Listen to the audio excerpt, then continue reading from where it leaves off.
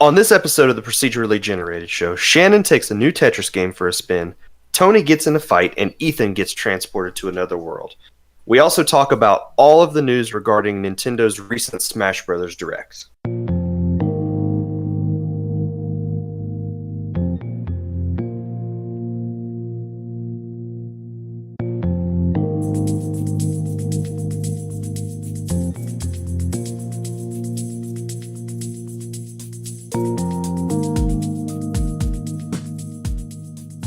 Well, howdy, everybody. Welcome to episode 9 of the Procedurally Generated Show. I'm your host, Tony, and joining me this week, I've got Ethan. Hey. What's up? Nothing. Nothing? Nothing. Okay. There's no GDQ distracting me. Yeah, so nothing. I see. Well, all right. Then you haven't been doing anything at all this week? I played some video games and stuff, but usual. Oh, okay. Well, there you go. Also joining us this week, Ethan, we got Shannon. He's back. Yeah. Yes, I am back. What's going on, sir? Well, my son went through surgery, and we've had a couple of weeks here at the house with family in and out a lot, and he's doing well. Yeah. Recovery's going smooth. He is out of the wheelchair for the most part and using a walker, which is the most adorable thing in the world to see a 5-year-old use a tool that was designed for an 80-year-old. Yeah. It's pretty great. Did you take advantage? Yeah, I was going to say. Say that again? Did he do the Halloween thing? No, we were gonna we tried to talk him into being the old man from Up for Halloween, but it was decided that he was going to be Lego Batman again for the second year in a row. He was going to have Alfred, myself, push him around in his Batmobile, the wheelchair, so he got to sit on his butt and order me to what house we were going to next. That's the perfect way to do it. It was pretty good. It turned out well. It came together well until it started pouring down rain at like 8:30. So it rained on us as well. Yeah. That seems to be a requirement of Halloween. Like the days before, it's always nice and clear and warm. And then for some reason on Halloween, it is cold and dreary and not a fun experience, but you have to make the fun. Oh, we made some fun. Okay, so have you guys seen that Kit Kat commercial where the woman cuts a horribly ugly jack-o'-lantern? Yes. Okay, Travis saw that commercial about 2 weeks before Halloween. He demanded that we make a jack-o'-lantern, which I think is the first one we've done with him. We just never decorated for Halloween prior. And then almost every day, he kept going out to check the jack-o'-lantern for candy. So I figured, why the heck not? Was there candy in there one day? On Halloween morning, I filled the jack-o'-lantern with Kit Kats and put them all over the table out on the front porch where it sits. That is fantastic. Lauren recorded it with him going up to the screen door and looking out, and just the look of shock and awe on his face when there was candy just spewing out of the jack-o'-lantern. It was great. You know you're gonna have to do that all the time now. Oh yeah. And we tried to make it as elegant as possible with the way the jack-o'-lantern just wasn't there on November 1st. You know, he did what he needed to do, and he went back to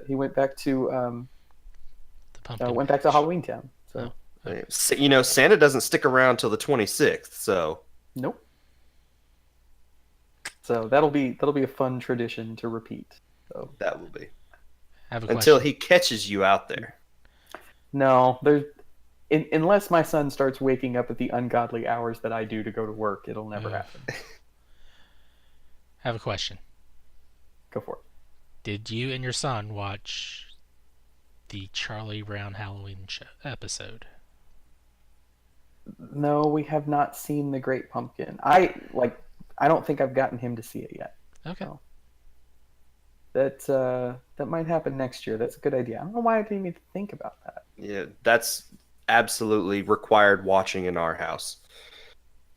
But every year when we watch it, I have to make the same observation. At the very beginning of the movie, when Linus is carrying that pumpkin around, he gets stuck in the fence. When he goes around, you never see him walk around the backside of the fence. He just magically appears. Because there's a hole in the fence, and you should be able to see him, walk through there. But the animators didn't put that in there, so he like teleports to the end of the fence and then walks around. Man, That's how I do it. Linus is the 14th Doctor. I think so. Man, I'd I have think never so. known it. Now you do. Now you do. All right. Well, what have you been playing this week, Shannon? So Tetris Effect, which is a new VR Tetris experience by Mizuguchi, who's the same dude who gave us the amazing gems such as Res Infinite, Meteos, Lumines, and all of the other Lumines titles that came thereafter. I'm sure he's made some other amazing things. What was the Child of Eden? He made Child of Eden. All these amazing, just hypnotic, trance-inducing, rhythm-bumping, amazing games. And he finally got the Tetris license. Nice. There is it'll be over by the time people listen to this. It was a weekend demo. The Tetris Effect comes out on PS4 on the 9th of November, I believe. I'm almost 80% sure of that. But So this Friday. Yep. Yeah, the demo is available, or was available, from Thursday to Monday, so November 1st through the 5th. It is basically a fully featured version of the game. I have yet to run into anything that says, "Oh, hey, you got to buy the real game." So it's pretty surprising. I don't know if what I've accomplished in this game is going to carry over to the full game. It would be pretty cool if it does. Yeah. Um, I'm very curious to know how Tetris works in VR. So it works pretty much the same way that it does in regular television Tetris. Okay. Like I haven't run into anything gameplay wise that is different.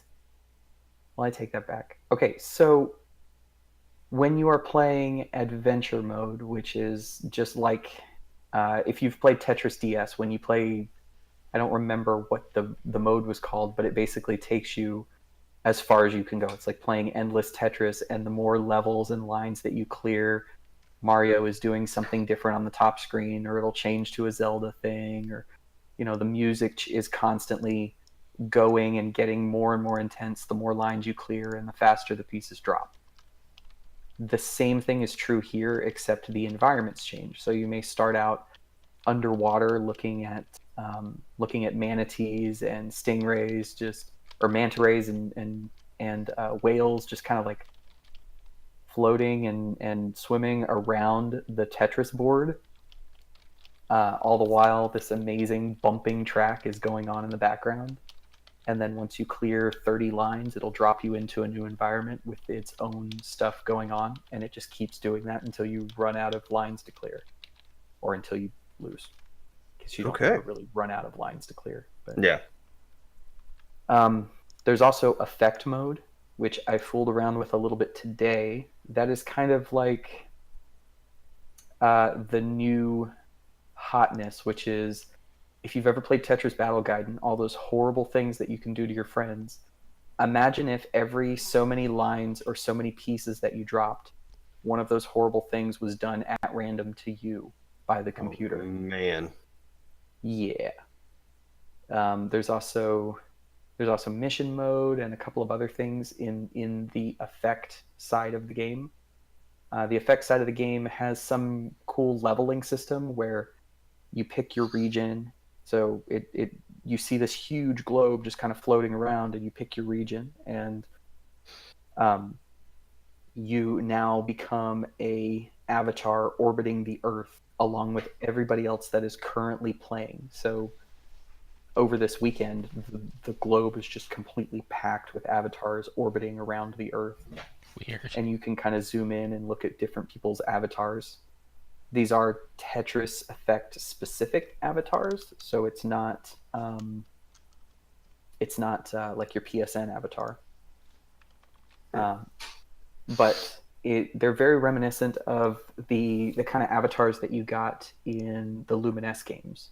Okay. So kind of like weird, just abstract art looking things. So when you get an alien, it doesn't look like what we would imagine an alien. Imagine it more looking like an octopus with a pair of shades on, like the what's the first thing that comes to mind is the alien encounter mini game from Rhythm Heaven, if you guys have ever played that. Yes. So that was one of the first avatars I unlocked, so I immediately went for that kind of weird, goofy, quirky stuff all floating around the globe. There's also missions that come with effect mode, but they're missions on a global scale. So today people had to earn, it was like accumulate 2 or 3 million points total in the mystery mode, the mode I first started talking about, where you get like the Tetris Battle Guide and weird effects happening on the screen. So people needed to accumulate a total of, it was like 2 or 4 million as a total unit across the world, and then everybody got a special avatar for being part of the team that helped clear that mission. Nice. So that kind of stuff. As far as VR, what makes it different is it is incredibly immersive. I can't really say it adds any new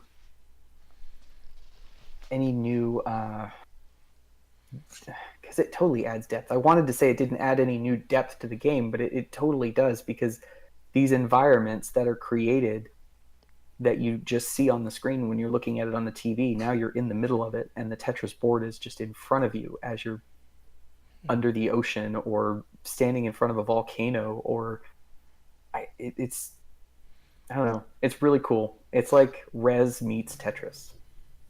Okay. Interesting. Yeah, the only other thing I was curious about was, does this add anything that, playing the game regularly on the TV would lose? I score so I've played about 2 hours on the TV in TV mode, and then between last night and today, I've spent maybe 3 or 4 hours in VR mode. I feel like my scores are significantly better in VR, but I think that has a lot to do with all the distractions are gone.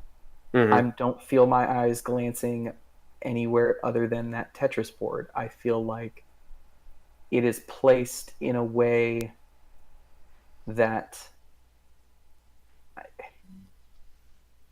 one of the really cool, I'm sidetracking. One of the really cool effects that happens with this that I haven't felt in any other game besides Res is the way the vibration works in sync with what's going on. So you get, when you're in an intense moment and your board is filling up and the pieces are dropping so fast that you're not having time to really think about what you're doing. Your vibration to the beat is happening at 200% versus when it's lower down, and you just get that feeling of rush and intensity. I don't know. VR, it makes a big difference from my perspective. It's one thing playing the game, another thing experiencing the game, I guess. There you go. That's a good way of putting it. Yeah. One of the other cool things is he kind of brought the trance vibrator back. Oh no. Really? Yeah. So not only do you have your DualShock controller vibrating in your hand, you can activate another DualShock controller as a secondary vibration option. It disables all of the buttons on the controller, and that second controller just becomes a trance vibrator to place wherever you decide to place it. Oh, great. Yep, that's a feature.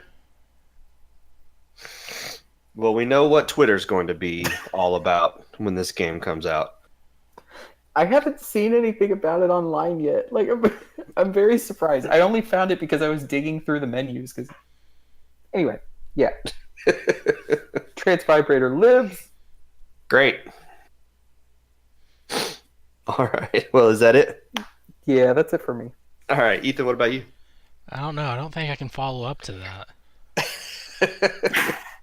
You've got a pretty good. You've got a good get. Some amazing stuff happened this week. Okay, so I was playing video games like I normally do. Halloween comes around and everyone's all Deltarune, Deltarune, Deltarune. So I went and played this Deltarune game. Whoa, whoa, whoa, whoa, whoa. Were you not part of the team leading up to this with 24 hours of notice? No. Oh, man. So the Undertale Twitter account very rarely drops anything that is not 100% important. Mm-hmm. Yeah, it lit up with on the 30th. It lit up with report back here in 24 hours, and then nothing. So everybody's abuzz. What's happening? What's going on? Toby Fox retweets it from his personal account. Okay, something's going down. And then Deltarune happens. I just realized looking at the show notes that this is an anagram of Undertale. Yeah. Yep. So yeah, Deltarune is very much an Undertale styled game because it's a Toby Fox game. Okay. It is not Undertale 2 question mark. But it's frog fractions. It's totally Undertale 2. I Okay. mean, you play the game and it's like, okay, this is Undertale 2. It's just in my opinion, it's like, okay, well, we have Final Fantasy and then we have Final Fantasy 2. It's two different things. So there you go. This is a free to download and play. It's PC only for the moment because it's a very unfinished game at the time. Okay. It's PC and Mac. PC and Mac, and it's also in Japanese if you want to get the Japanese version. Go 8-4. This is very different from Undertale in the fact that you control at least 2, maybe 3 characters in battle at one time. You still do the whole, you can attack or you can be passive and, pacify your enemies and all that. So, if you don't have to fight if you don't want to, that's still an option for those curious about that.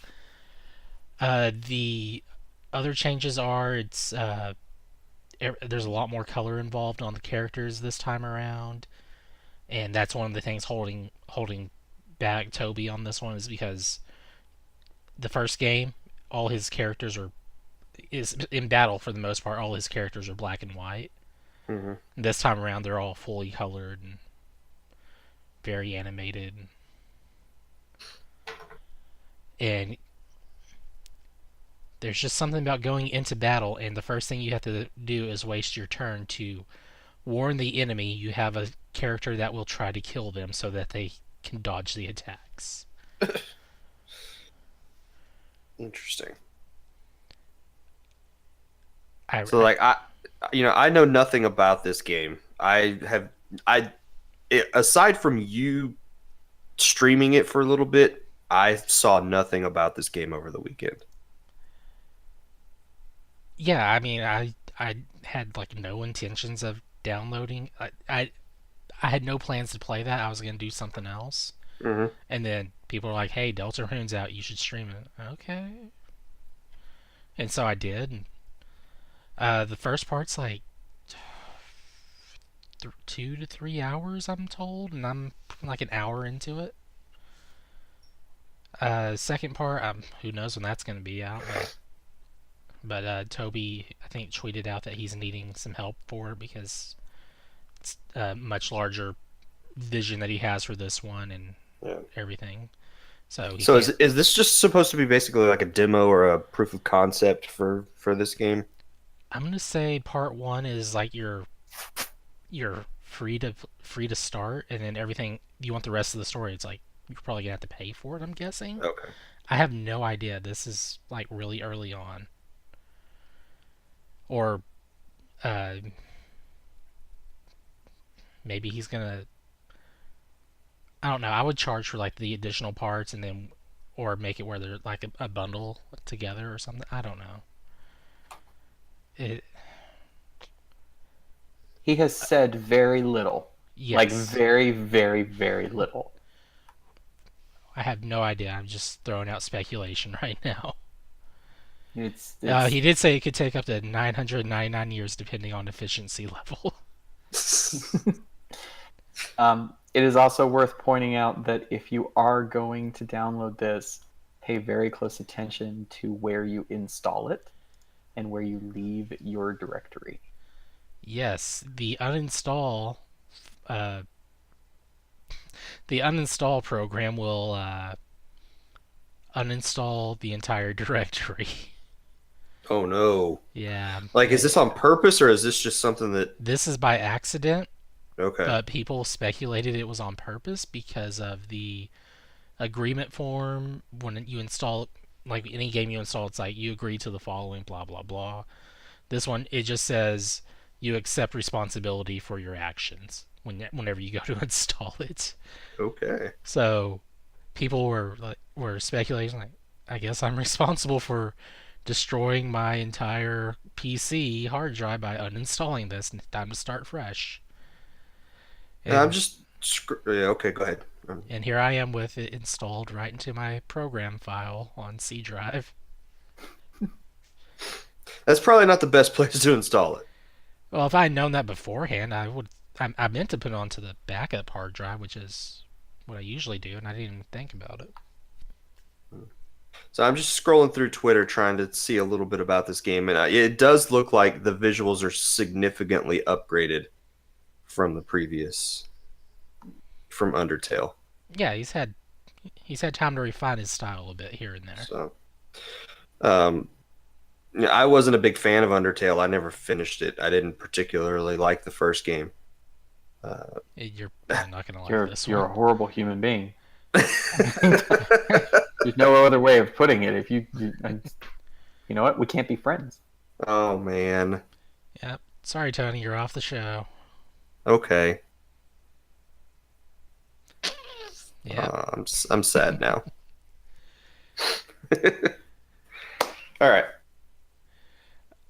So, I really don't know what to say about it. I do enjoy the what's happening plot wise so far because the current villains that I'm facing against are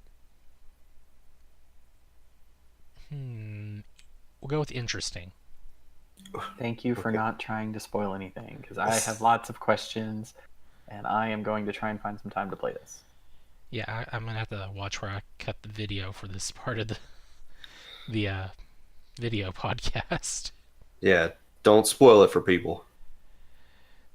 And as for the battles, you still have that heart for the dodging stuff on there, so Cool. that's pretty interesting. There's even some out of battle sequences where your character everything kind of darkens around and you can see your heart on your character, and it's like, okay, I gotta dodge these fireballs on the field. So even outside of battle, there's some cool things like that. I don't know what else to say without ruining or spoiling anything on there, and I know Shannon doesn't want that to happen. So, Tony, what have you been playing? Uh, I've been playing fighting game. I guess you could call it a fighting game. Fight. Brawlhalla comes out for Switch and Xbox One on Tuesday. Cool. And I saw last week on Twitter that they were taking signups for a pre-release beta. So I sent over an email, signed up for that, and on Thursday I got a code for the game to download it on Switch, and I've been playing that every night since. And you know what? I like it. Good. Like, I've played it a little bit on PS4. My son played it a bunch, earlier in the year or late last year on PC. I don't really like the controls on PC. I don't know. You might be able to hook up a controller. I don't know. But I never played it on PC. It was on PS4. Played it a little bit, but because we only had one controller for the system, I didn't play it a lot because I didn't want to play by myself and didn't go online very much with it. But now that it's out for the Switch, we have 100 controllers for that system, it seems like. And so, Ooh, speaking of controllers for the Switch, I actually paired my 8-bit Do SNES 30 to it recently. yeah, Nice. That totally fixed all of the D-pad problems I was having with playing Celeste. really. So, yeah, like I have some issues with making diagonal jumps, and Celeste is all about super accuracy with crazy speed and timing. And Mhm. I mean, at hooking that up, which was intended just for my Raspberry Pi, the fact that it's compatible is amazing. So, Nice. hot tip. Yeah, I know the Switch will take a lot of those Bluetooth controllers. Yeah, from what I understand, it'll take almost anything Bluetooth. Like I've seen people using like some Logitech PC Bluetooth stuff, and like even a handful of Bluetooth fight sticks work with Yeah. it. And I know there are little dongles and things you can get that will allow an Xbox One and a PS4 controller to be used on the system as well. Yep. So, but no, I've been playing that with my son every night this week, since Thursday. And then I have actually played online a little bit as well.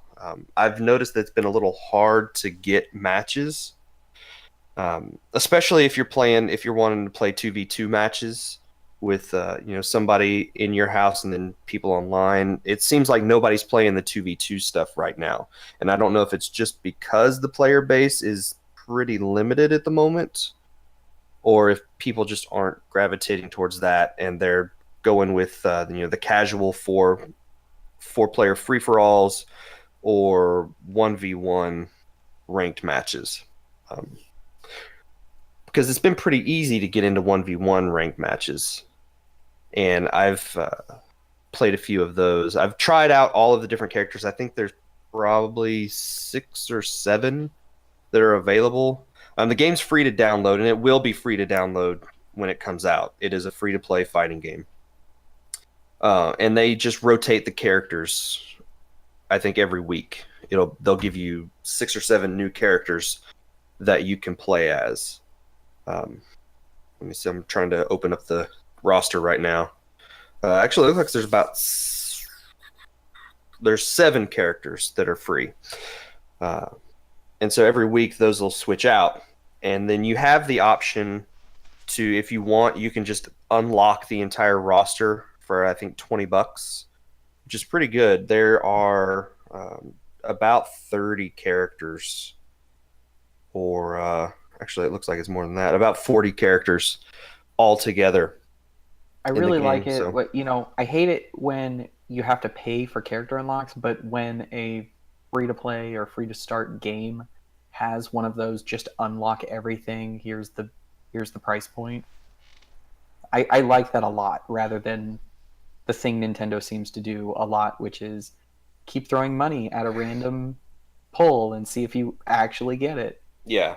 Nintendo likes that sort of gotcha mechanic with their free-to-play games. And you don't have that with this. You can unlock the entire roster just by playing the game. That is excellent. And it's not a very slow process. I mean, it's not a super quick process. You're not going to like unlock characters every 30 minutes or something like that. But I think after 2 or 3 hours, I was able to get enough in-game money to get another character, and I'm well on the way towards getting a second character that I can just have unlocked all the time. They have plenty of stuff though that if you want to get cosmetic stuff, all the cosmetic stuff in the game, that's going to cost you real money. And some of it's pretty pricey. They have some of the characters from Shovel Knight available as skins for some of the characters. Those cost real money and they're pretty pricey. I think it's like $12 to get one of the skins for Jeez. a Shovel Knight character. So that's probably the only real drawback I see to the game. If you want to get all of the different skins for the characters, and some of them are really cool, it's going to cost you a pretty penny because I don't think the character unlock gives you all the skins. It just gives you access to the characters. There are unlockable color variants that you can get for free just for playing the game because you'll level up the character, and every time you level up, you'll unlock like a new color option for the character. You know what? I have been playing the game, and I think I might like this better than a game like Smash Brothers. Really? Those are some big words. Well, to be fair, I've never been a huge fan of Smash Brothers. I've been a sort of just a casual fan of the game. I like this better, I think, overall. The game's a little faster than Smash Brothers is. I think you can do a lot more in terms of mobility with your characters. There's a lot of times in matches where a lot of the fight takes place in the air off of the actual fighting platform that you're playing on.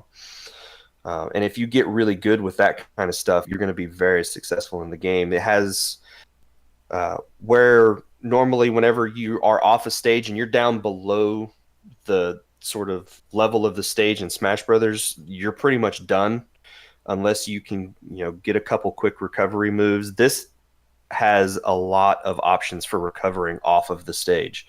I think you get a triple jump in midair, and then you also have a recovery special, and you can dodge in any direction. So you have basically like 4 or 5 jumps to get back onto the stage, and you can wall jump off of the sides of the stage. So, and I don't think you can do stuff like that in any of the Smash Brothers games. The fighting itself is very similar in terms of, directions and light attacks and heavy attacks.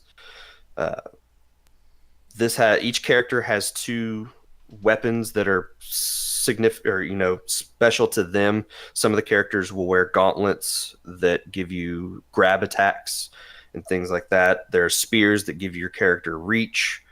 Some characters use swords, which do a lot of damage really quickly. And then some of the other characters will have a gun that will give them some pretty significant range to their attacks.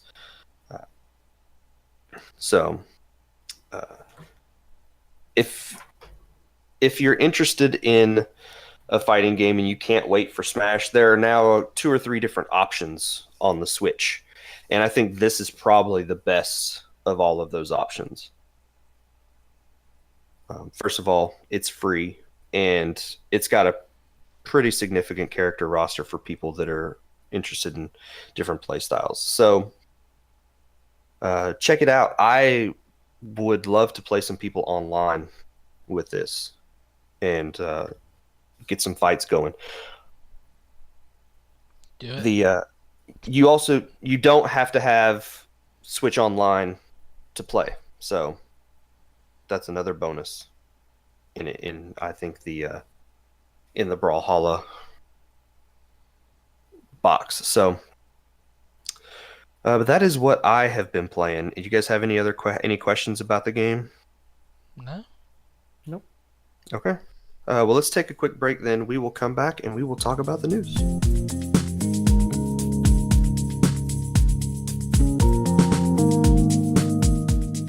All right. So before we get into the biggest news of the week, Shannon, what's going on with this Tycho event for the PS4? So back in spring and again in the summer, this is just another one of those ranked the ranked competitions where there are in-game rewards for just playing. I forget the mode in the game, and I'm not doing a very good job of explaining it. But Tycho on PS4, both the US version that just came out, which I think is Taiko no Tatsujin Drum Session on the US eShop.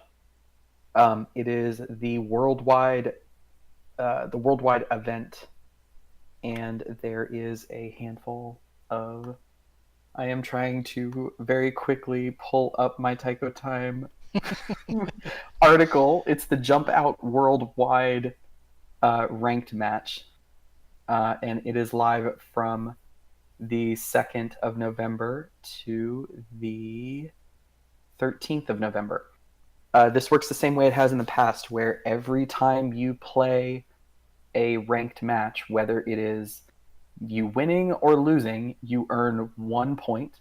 If you win, you earn an additional 2 points.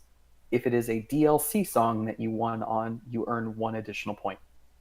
So your maximum per play on ranked match point earning is 4, unless you cash in some of your Dawn coins, which are earned by finishing the bingo cards in the regular single player mode. It's not like a currency that you can buy.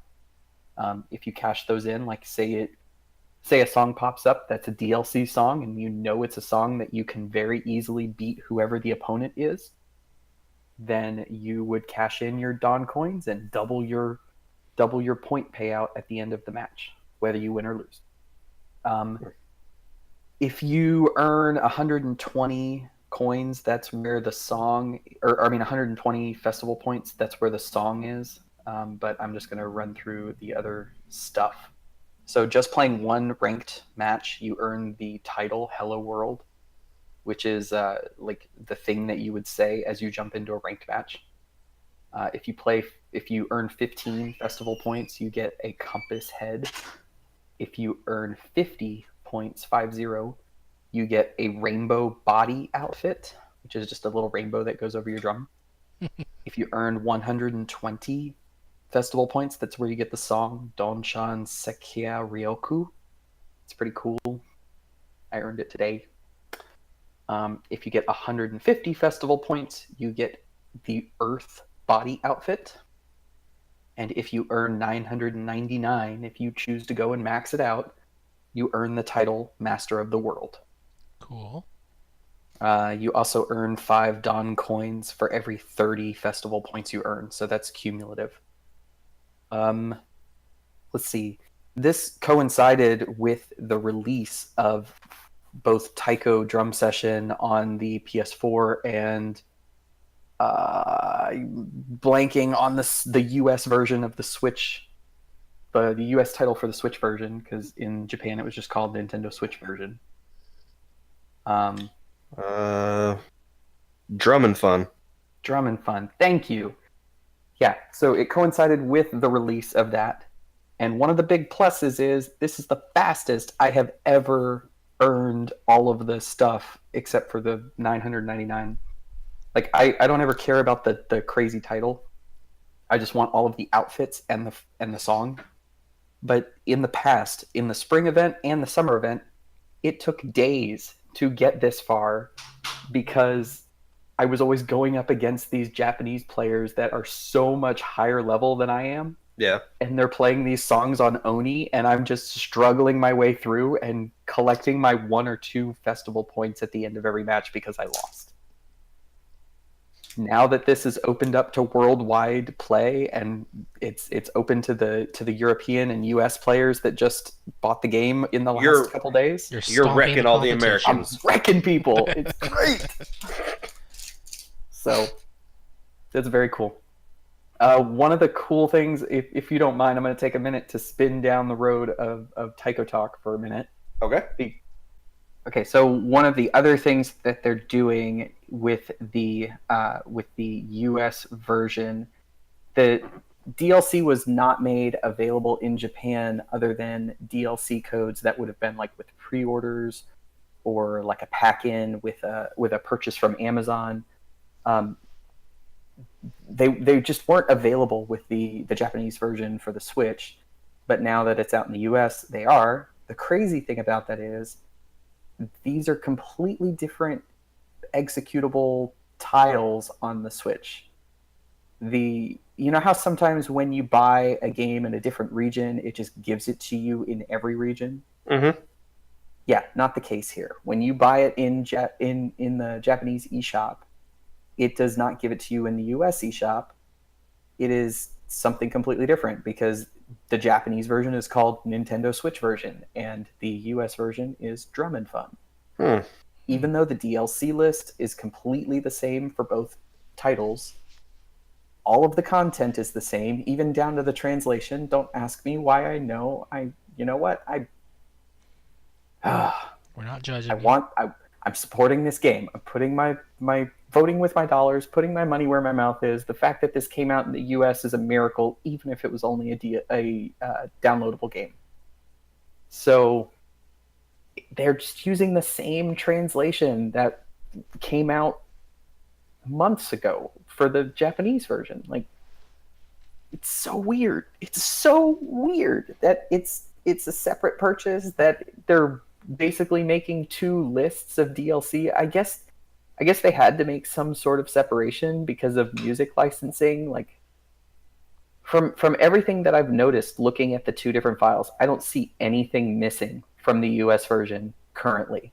Yeah. However, it would not surprise me because on the US side of that, or I mean on the PS4 side of that, there are some songs that are missing out of the PS4 US version compared to the Japanese PS4 version.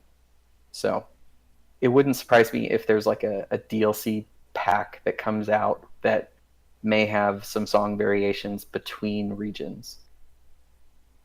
But I don't know. It's weird. It's cool that this stuff is out. I just wanted people to know, if you have any interest in Tycho, eShop, PSN, go for it.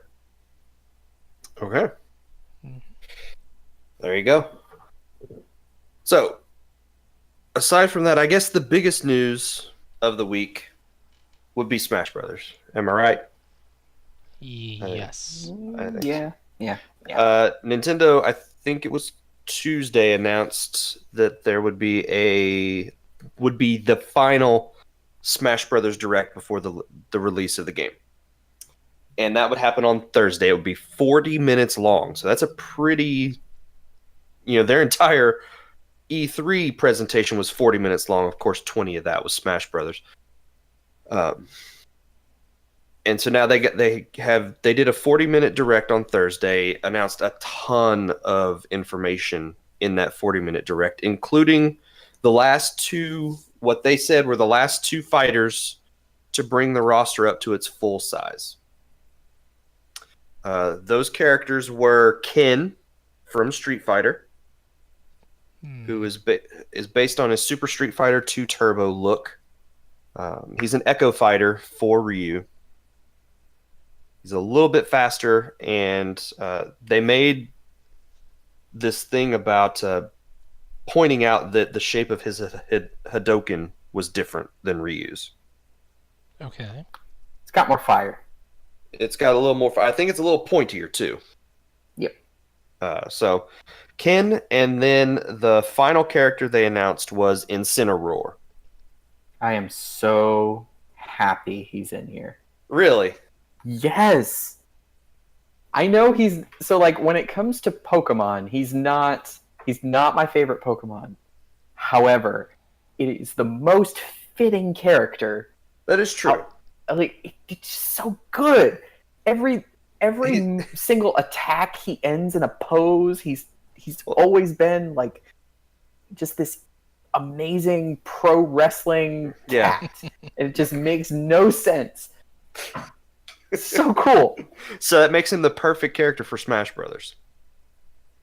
Yeah, I mean, he's over the top. He's got the look. He's got the look. He's got the feel. Yeah.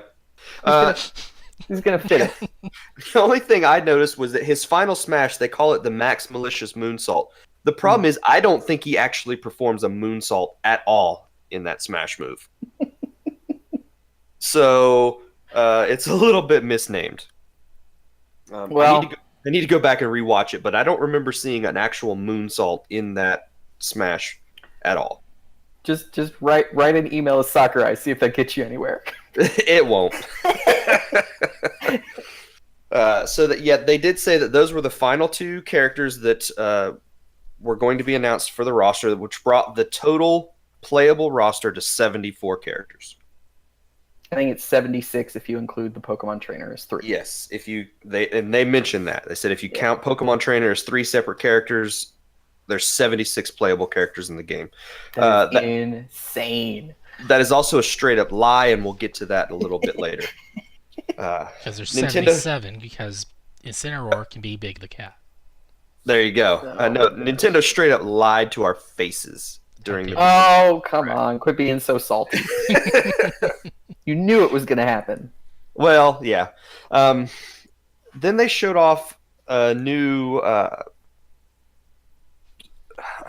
feature that they're calling Spirits, which is basically a way for them to get a whole lot more characters in the game without making them playable characters. Oh no. And the number of spirits was huge. I think they said, but it's not mentioned in the press release. But these spirits, which you'll choose before the beginning of a fight, serve as power-ups basically for the characters. So different characters will give you different abilities for your fighter. Did you guys? There was a lot going on during the talk of this spirit, so I'm not completely sure exactly how they work. So here's what I gathered from it. Spirits are basically taking the place of trophies. Yes.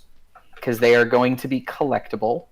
However, they are working in the same effect that stickers did in Brawl? 4. 4. Yes. Wait, was it sticker? 4. Was it sticker? Well, whatever. It was bonus stats for your character. Yeah. Yeah. So like you'll be able to equip the spirits and gain some sort of stat buffs prior to going into a match. Yet you can also, I guess there was like something to the effect of feeding spirits to other spirits to power up your spirits. So really you're kind of like making these big collage stickers and then slapping them on Mario before you go in to punch some dude. So basically, anybody that likes to fuse demons in Persona will like to fuse spirits in Smash Brothers. That's kind of what it sounds like. That would explain all the SMT jokes I was seeing. There will be lots of Excel spreadsheets of spirit fusions. Yeah. Fusion, in the press release, they describe it as similar to equipping a charm or an accessory in an RPG. So you do get a little bit of a stat boost. But there were tons of spirits that they were showing off, like Poochie, Chibi Robo, Dr. Wily, Tails, Revolver Ocelot. There were a bunch of them. I'm trying Revolver to think. Ocelot? Yes. Oh, wait, yeah, Metal Gear. That's right. Yes, there's a Metal Gear character in the game. I forgot.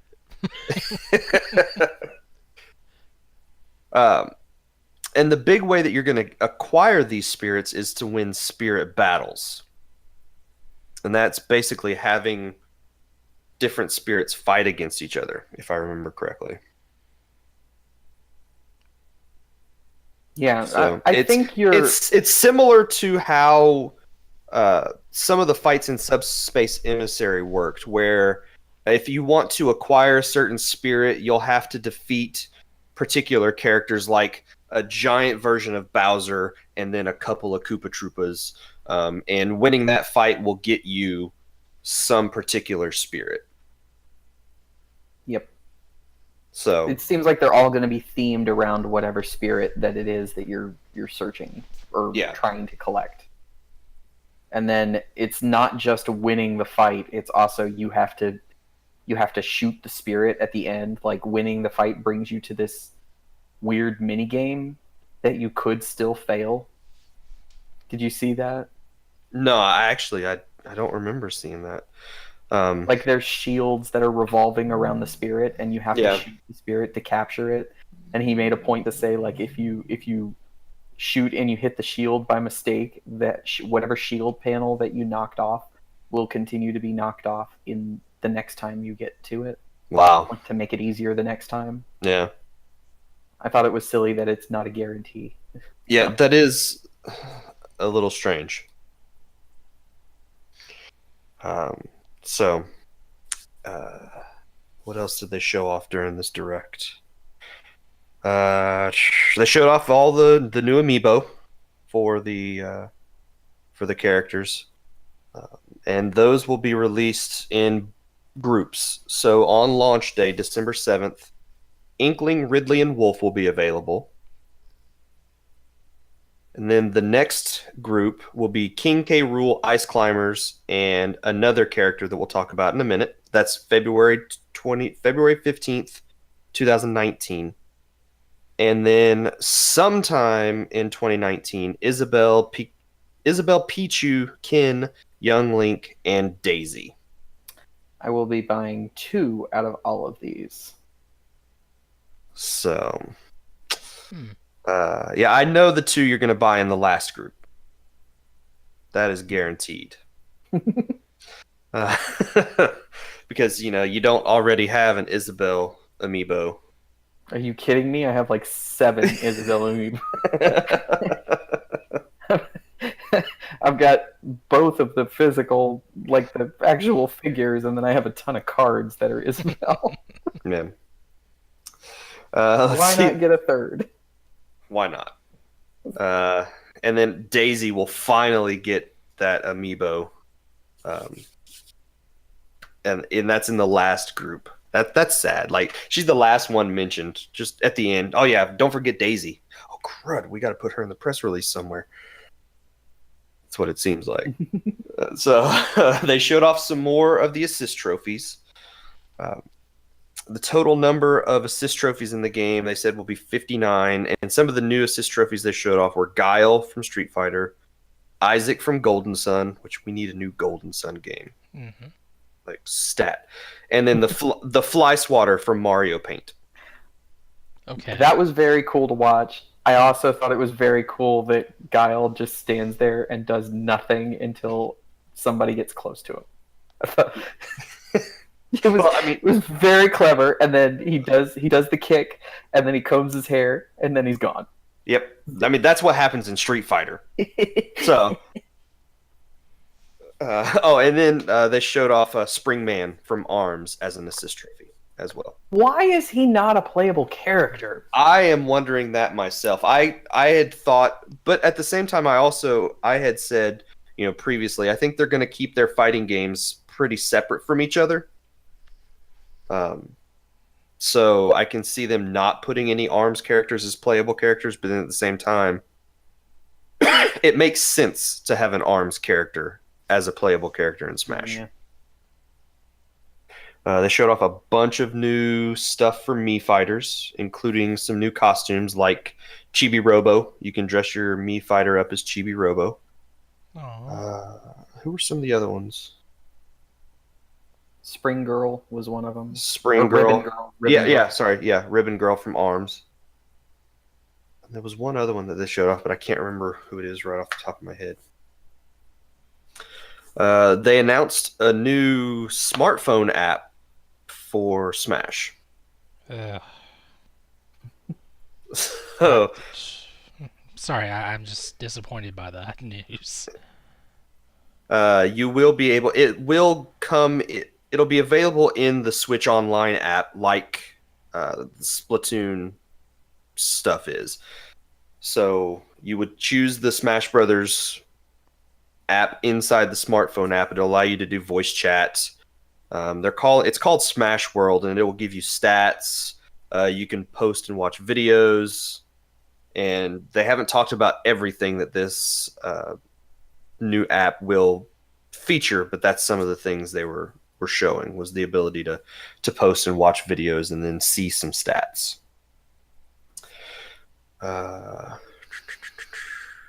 Spectator mode, you'll be able to to just watch other players' battles You'll be able to spectate. in spectator mode. You'll be able to search for online battles while you're playing another part of the game. So you can go in and say, I want to play somebody online, and while you're waiting, you can play some of the other modes in the game, not just punching the bag and doing stuff like that. So let's see, what are some of the other things that they talked about during this? If you're curious about the game and you want to get some hands-on time with it, there are going to be hands-on events around the country, and you can check the Smash Brothers website to see if any of those events are going to be in your area. And all 74 characters that they have announced will be playable during those early hands-on events. Very cool. So, and then they ended the Smash Direct with the announcement of a 75th character. Oh no. So the roster is now 75 characters. It will not be available on launch day, though. Will not be available till I think they said February, if I remember. And that is Piranha Plant. I think this is bonkers. Like, he's a weird choice as a playable character. It's Yeah. it's the right kind of crazy for this kind of crazy game. First of all, the character doesn't move. So wherever you Wait. He doesn't move? I did not see that character move at all. I imagine that During- pot's got a hop. It may, but I didn't see it moving. Like the it was doing, you have these like really long reach moves Mm-hmm. that you can get characters from far away. So it looked to me like he was pretty well rooted in place around the middle of the stage in that pot. Maybe I may need to go back and watch this again, but it looked to me like he couldn't move until you got the Smash Ball. When you got the Smash Ball, he turns into Petey Piranha. Really? Which is cool. Yeah. We had the little cages swinging Wow. them around. That was pretty good. Yeah. Yeah, and his final smash is using those cages from Brawl. So he'll swing those cages around and grab characters in the cages, and apparently it's a really powerful final smash. So, but yeah, and then also they announced 5 other characters. Oh, wait. We need to clarify how you get Piranha Plant, because this Okay, is that's important. true. So if you get the game, if you pre-order the game or you buy it before, there's a date. Let me see if I can find that. It's like the end of Nintendo's fiscal quarter, which I think is January 31st. Okay. I Sounds think. about Don't right. quote me on that. It's like you essentially have 3 months after the game comes out to register the game. If you buy it digitally, Yes, it's January automatically- 31st. If you buy it digitally, it's automatically registered to your My Nintendo account. If you buy the physical cartridge, make sure you go to hit the plus button, go down to redeem gold coins, and register that cartridge to your My Nintendo account. Yes. And they will give you the you're basically going to get Piranha Plant as free DLC only through those methods. They did not specify any way that he's going to be sold or distributed after this original launch window. Yeah. So while they haven't confirmed it, I would think he's probably going to be available at some point. yeah, but all right, go ahead on with the next news, and then I will discuss why I think that's ridiculous. But Okay. So then they also did announce 5 other characters. Well, they announced that they'll be making 5 other characters for the game through DLC. There are 5 DLC packs that they will be releasing throughout 2019 and early 2020 for the game. And those DLC packs will include a character, a stage, and one other thing. Character, stage, and music. Yes. And in that, so they're putting it out as a fighter pass, I think is what they called it. Yes, you can get the fighter pass for $25, which will give you access to all 5 sets. Yep. Or you can And buy them individually for $6. There's also some Mii Fighter stuff that I can't remember. It was a Xenoblade Chronicles 2 character that they said Xenoblade Chronicles 2 came out after they had already started development and had plans for all their characters. So they made Rex. they made a Mii Fighter outfit, and there's a bunch of music from Xenoblade Chronicles 2 that comes with that fighter pass. Yes. Yeah, if you buy that fighter pass for $25, you get the Rex costume for free. Mm-hmm. And then the other 5 sets will be scattered throughout 2019 up through February of 2020. So here is my main concern with Piranha Plant and the fighter pass. Okay. They specifically stated that Piranha Plant is not one of the 5 fighters. That is true. So if you buy this game, it's not going to affect any of us, and hopefully it's not going to affect any of the listeners. But what happens to the people that buy the game in February, see that there's a fighter pass, buy the fighter pass? What? There's a character I can't get? Mm-hmm. Or even worse, I bought the fighter pass for $25. Why do I need to spend another $5 for this Piranha Plant? That doesn't make any sense.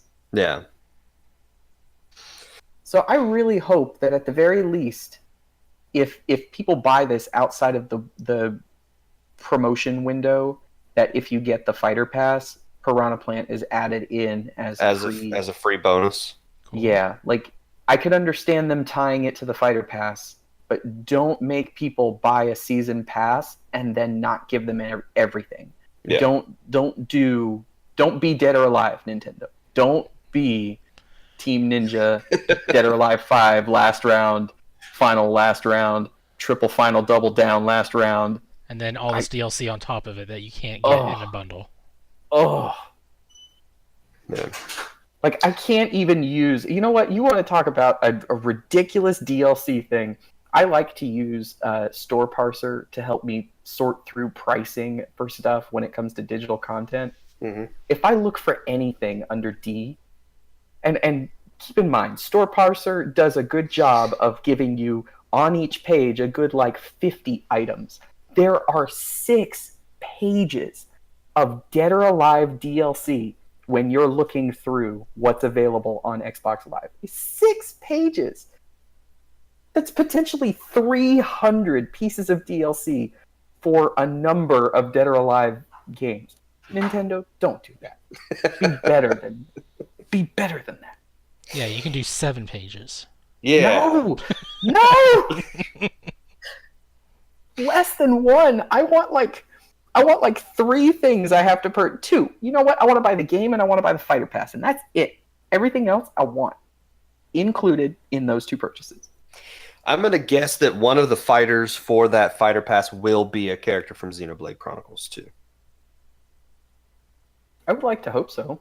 Whether it's Rex or Pyra or one of the others. It's almost guaranteed that one of them would be a character from Xenoblade Chronicles, because I think they really wanted a character from that game in Smash, but I think that the development process was too far long for them to really add it at launch. So I think that'll be one of the DLC characters, but I have no idea who the others could be. I mean, I would love to see them pull one over on Tekken, on the Tekken team, and put Kazuma in. I know it'll never happen. But man, Kazuma Kiryu has been the #1 requested fighter for Tekken 7 for 2 years running. Come on. I think, Waluigi has been one of the most requested for Smash, and he still is getting, shafted. He's already an assist trope. What sense would that make? To have him as a playable fighter? Yeah. I don't know. Like Because why not? I've got the same feeling about on that as I do Isaac. Like I really wanted. I thought Isaac would have made a good character as well as a whole lot of other people did, but they put him in as an assist trophy, and Hmm. you got to take that as their nod to going, yes, we heard you, but it just doesn't fit.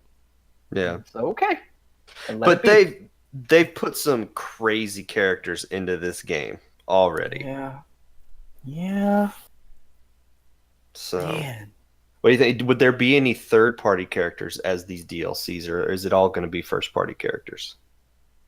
Trying to think of a third party character I'd like to see as DLC. Steve from Minecraft? No, no. Dude, I mean, it could be a possibility. it really could.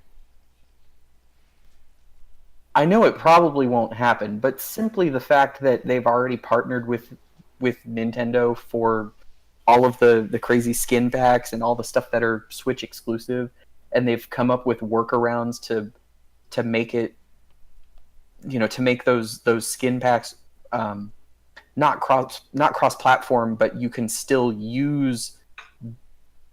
What am I trying to say? What are you trying to say? I don't know what I'm trying to say. Like they came up with a clever way to make it work to where you can have a skin pack enabled, but the other person playing doesn't see it, right?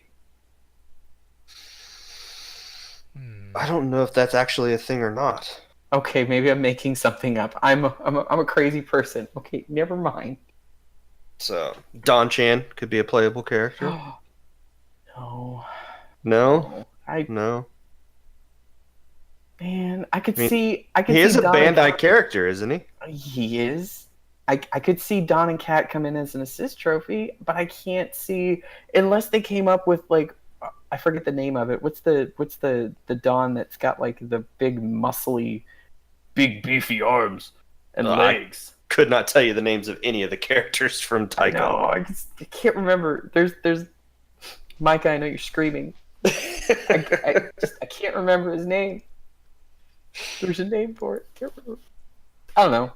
And like one of those characters that I don't understand is the Rhythm Heaven kids, the little choir, Mm, like as playable fighters in the game. So, Banjo Kazooie would be a good one. Microsoft is on board with having Banjo in the game. Yep. So, That would be cool. that's a possibility. I think of what is now a third party character, getting into the game as a DLC character. There will probably be another Fire Emblem character because they can't have enough Fire Emblem characters in Smash Brothers. All those slots will be Fire Emblem. I mean, I'd be okay with that, I wouldn't. but I know a lot of people wouldn't. I mean, we have room for all these characters. Why not just make Fire Emblem a fighting game? So, well, there you go. There was a lot of information in that direct, and then they immediately followed that up with a whole lot more talk of Smash Brothers with Treehouse Live. And then more characters. No, no more characters. uh, the final roster should be around 80 characters Only altogether. 80? So, God, are they skimping out? only Street Fighter started with 17 in Street Fighter 5, so now I think they're up to 130 in that game. It's like one of the Mortal Kombat games had like 30 something. It's a large roster. Like, one of the things I'm worried about is I think this Smash game may be too much. I mean, there may be too much stuff in this game, Maybe. and that may just be me saying that, but there is a lot in that, and play mechanics on top of play mechanics on top of play mechanics in the game. So I'm worried that it could be a little too much. Well, they did say not to expect a game of this scale, or the next Smash not be Yeah. the same scale, so. Disappointment all around for the next one. Yeah. It'll be like 8 characters, and that's all they're gonna get. Getting back to the absolute basics. Super Smash Bros. Virtual Console. Super Smash Bros. 64 2. That's what it's gonna be. So, but there you go. That is most of the information from the Super Smash Brothers Direct. We're just what, about a month away from the game's launch? I think it's yeah. So I think almost exactly a month from the game's launch when the show goes out.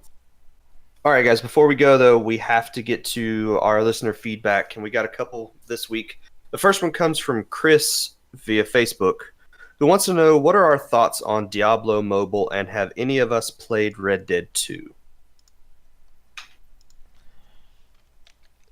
I have not played Red Dead Redemption 2.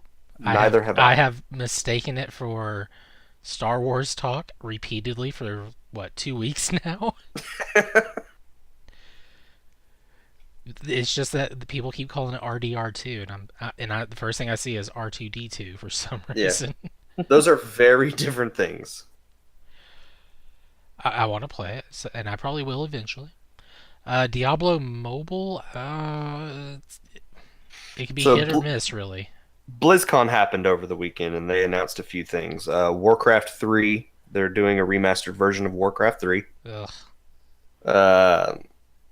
And then they announced some new content for Hearthstone.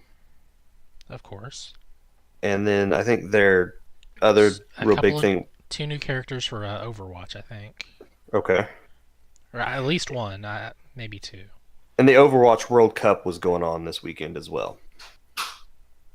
Yes, it was. But then they also announced this Diablo Mobile, which they're saying is a full Diablo experience on mobile platforms.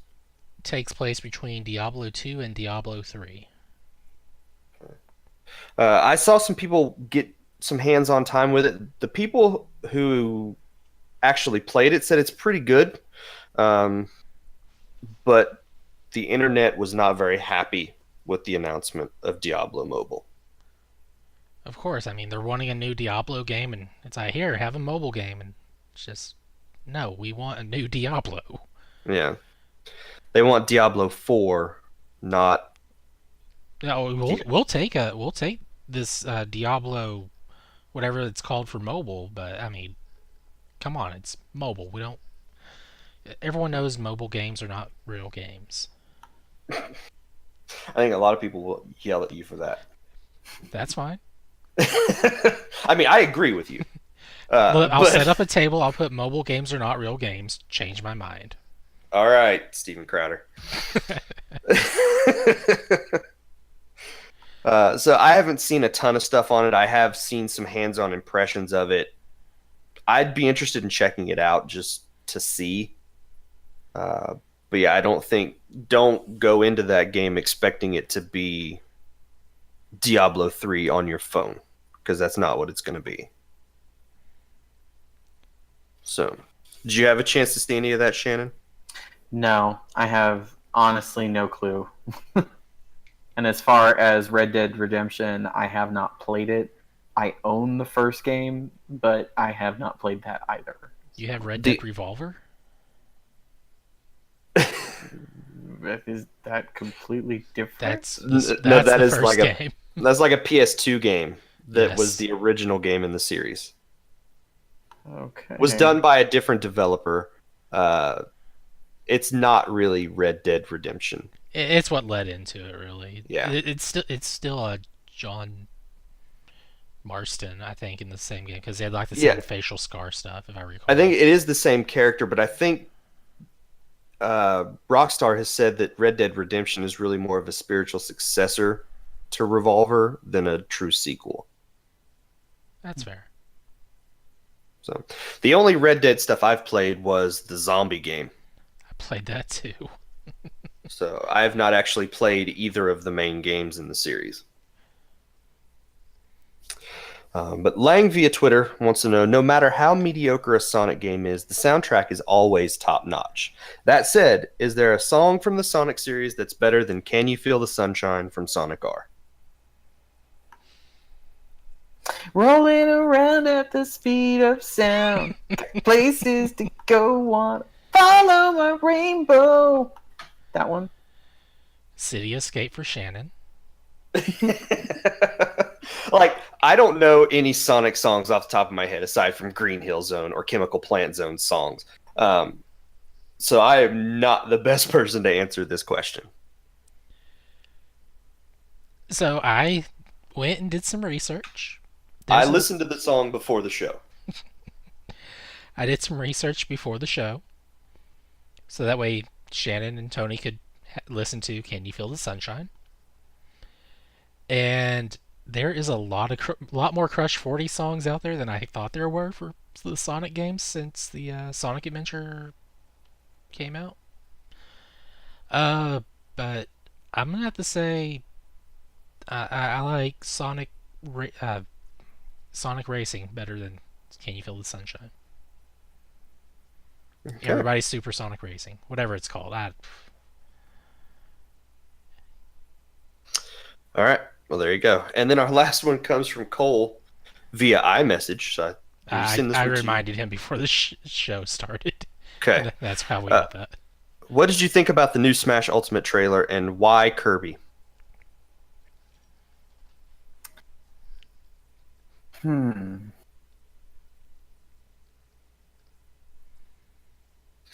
So, I liked the trailer. I thought it was absolutely amazing to see all of these, even though as far as the trailer goes, we did not discuss it in detail earlier in the news segment.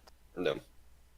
Do we want to do that, or do we need to kind of gloss over it and just give a brief summary of why we believe Kirby?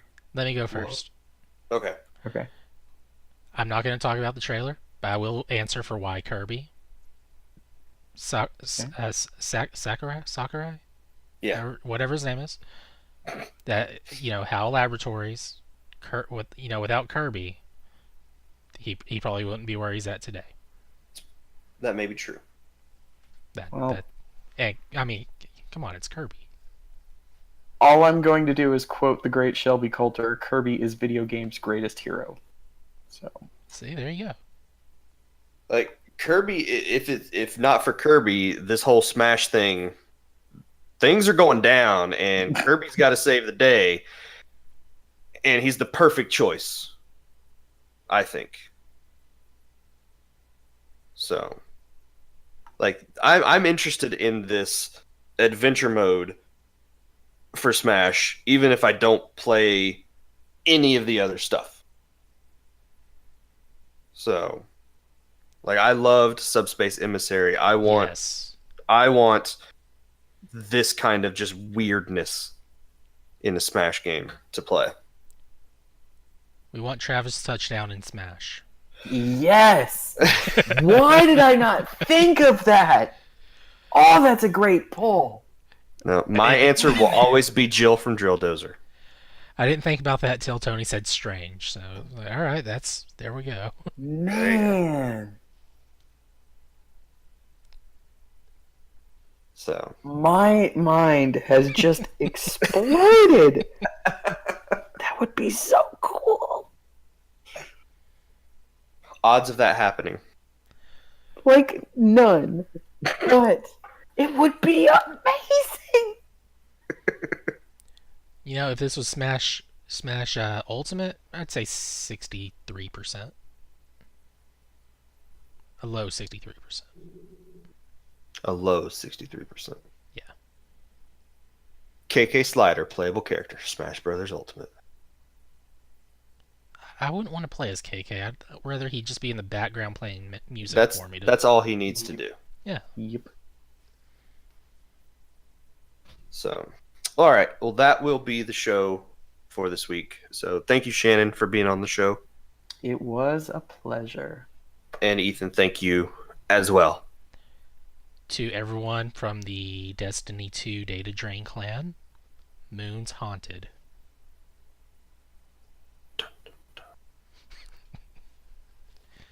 See, I don't even have to explain it. You're just like, okay, that's what he's gonna say.